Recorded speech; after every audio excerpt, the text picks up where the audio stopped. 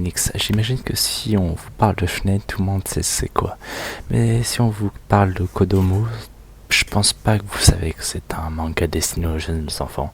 Et cette vidéo va être consacrée au vocabulaire des animés et à tout ce qui tourne autour de ce vocabulaire.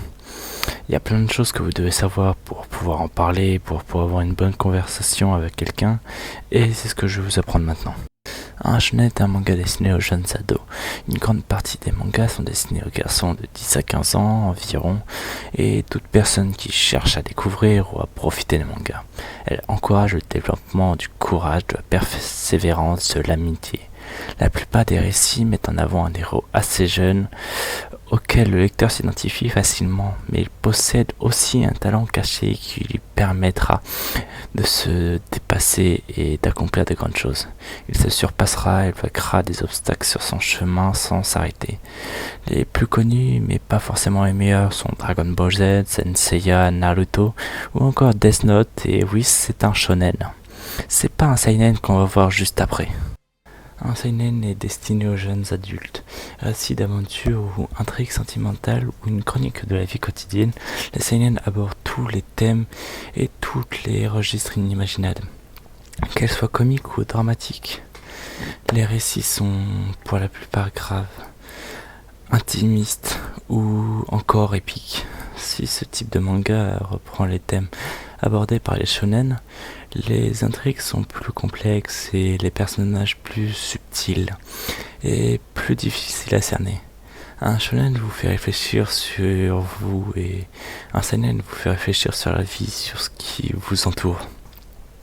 C'est quelque chose qui vous marque vraiment, enfin personnellement.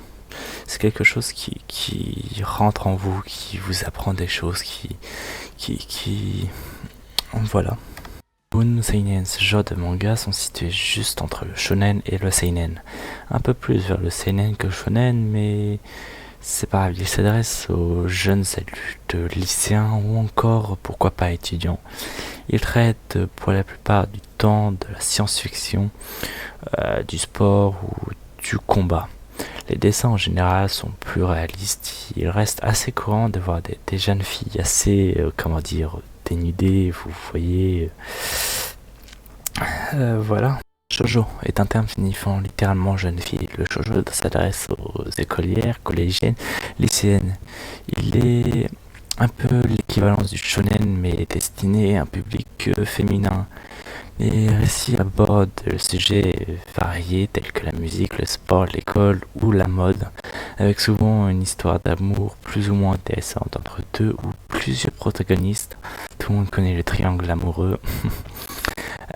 C'est un genre qui possède évidemment ses propres codes graphiques qui est la plupart du temps plus poussé qu'un shonen.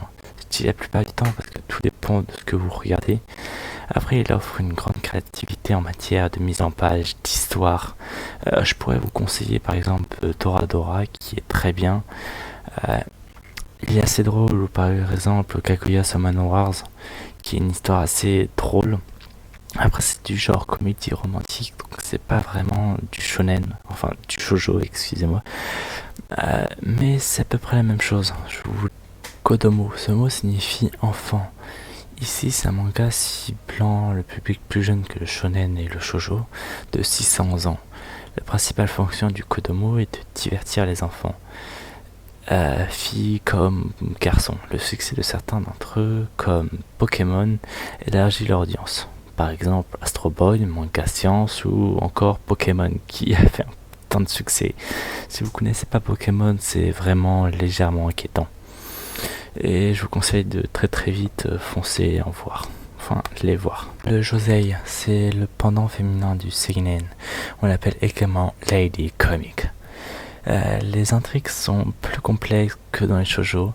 La relation amoureuse, la séduction et les relations sexuelles sont souvent le sujet principal de ces récits, tout comme la préoccupation des jeunes femmes modernes telles que le célibat, le travail ou un partenaire idéal. Les jeunes femmes, ça n'existe pas les partenaires idéaux. Peut-être moi, qui sait. Par exemple, danser vers les étoiles. Ok, sincèrement, si je vais présenter tous les thèmes de manga. J'en aurai pour quelques heures ou peut-être quelques années parce qu'il y a des centaines de sous-classes. Par exemple, il n'y a pas que... Il y a des shonen différents, il y a des seinen différents. Après, il faut parler des genres et des thèmes abordés. Il faut se renseigner, regarder. Je ferai peut-être une deuxième vidéo si ça là marche bien. Après, n'hésitez pas à aller vous renseigner, à tester d'autres types de mangas que vous n'avez pas l'habitude de voir. C'est important de découvrir tout ça, d'explorer le monde des animés. C'est comme s'aventurer dans une jungle immense, car il y a tout type d'animés. Après, je vous dis bonne aventure et à plus. N'hésitez pas à partager cette vidéo, ça me ferait plaisir. Vraiment plaisir. Ou même à la regarder aussi, ça m'a fait plaisir que vous regardiez jusque là. Vraiment, c'est cool, merci à vous.